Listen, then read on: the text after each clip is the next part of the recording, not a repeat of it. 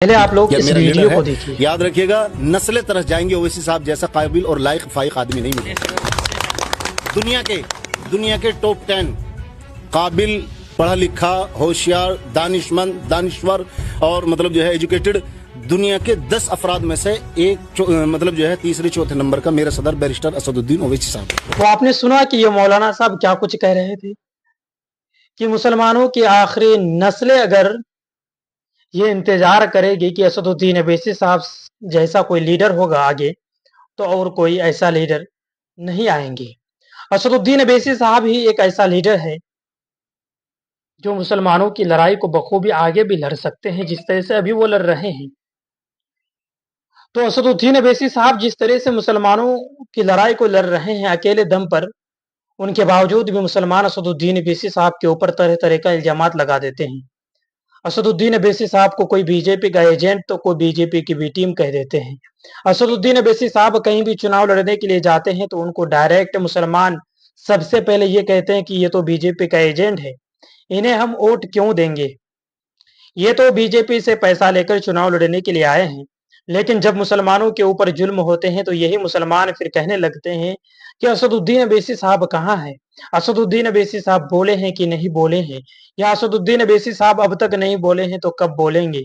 और असदुद्दीन अवैसी साहब अगर इनके क्षेत्र में चुनाव लड़ने के लिए आ जाए तो ये डायरेक्ट कह देते हैं बीजेपी का एजेंट आया है, बीजेपी की बी टीम आया है।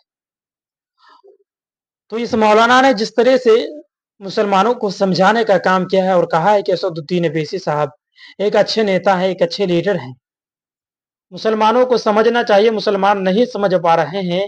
अगर असदुद्दीन अवैसी साहब जब नहीं रहेंगे तब मुसलमान ये सोचेंगे कि असदुद्दीन अवैसी साहब तो बहुत अच्छे लीडर थे, हम लोगों ने उसे नहीं समझ पाया।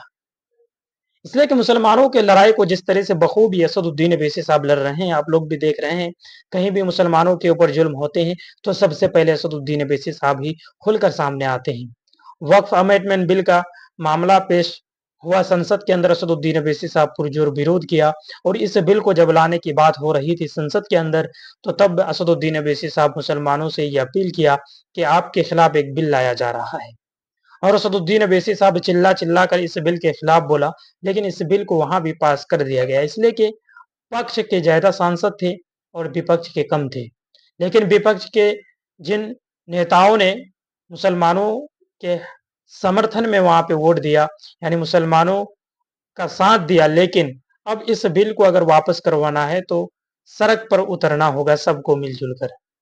यानी राहुल गांधी हो या तेजस्वी यादव जी हो या अखिलेश यादव जी हो, इन लोगों को अब चाहिए कि सड़क पर उतरे मुसलमानों को साथ लेकर। मुसलमान तो इस लड़ाई को अकेले लड़ ही रही है, अगर ये लोग भी साथ में आएंगे तब जाके ये बिल वापस हो सकते हैं।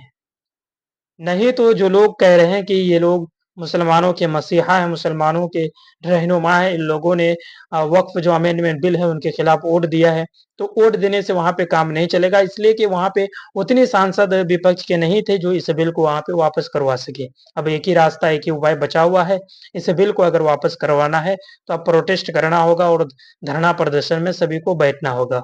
और विपक्ष के कोई बड़े नेता नजर नहीं आ रहे हैं किसी भी धरना प्रदर्शन में, किसी भी प्रोटेस्ट में, कहीं भी। अखिलेश यादव हो या आम आदमी पार्टी के अरविंद केजरीवाल हो या राहुल गांधी जी हो, जो बड़े बड़े जो नेता हैं विपक्ष के, जो कहते हैं अपने आप को कि हम मुसलमानों के नेता हैं। आरजेडी के तेजस्वी यादव जी यहाँ तक कह दिया कि हम मुसलमानों की हिफाजत के लिए 5-5 हमारे हिंदू भाई बिहार में खड़े हैं, लेकिन वक्फ अमेंडमेंट बिल के खिलाफ वो प्रोटेस्ट नहीं कर रहे हैं, ना ही किसी बड़े प्रोटेस्ट मंच पर शामिल हो रहे हैं। इसलिए कि उन्हें भी चाहिए हिंदू वोट। अगर वो मुसलमानों का खुलकर साथ देंगे तो उनका हिंदू वोट जो है वो खिसक जाएंगे। लेकिन अखिलेश यादव जी को या तेजस्वी यादव जी को ये पता नहीं है कि मुसलमान ही उन्हें वोट करते हैं, बाकी जो हिंदू समाज के जो लोग हैं वो बीजेपी को वोट देते हैं।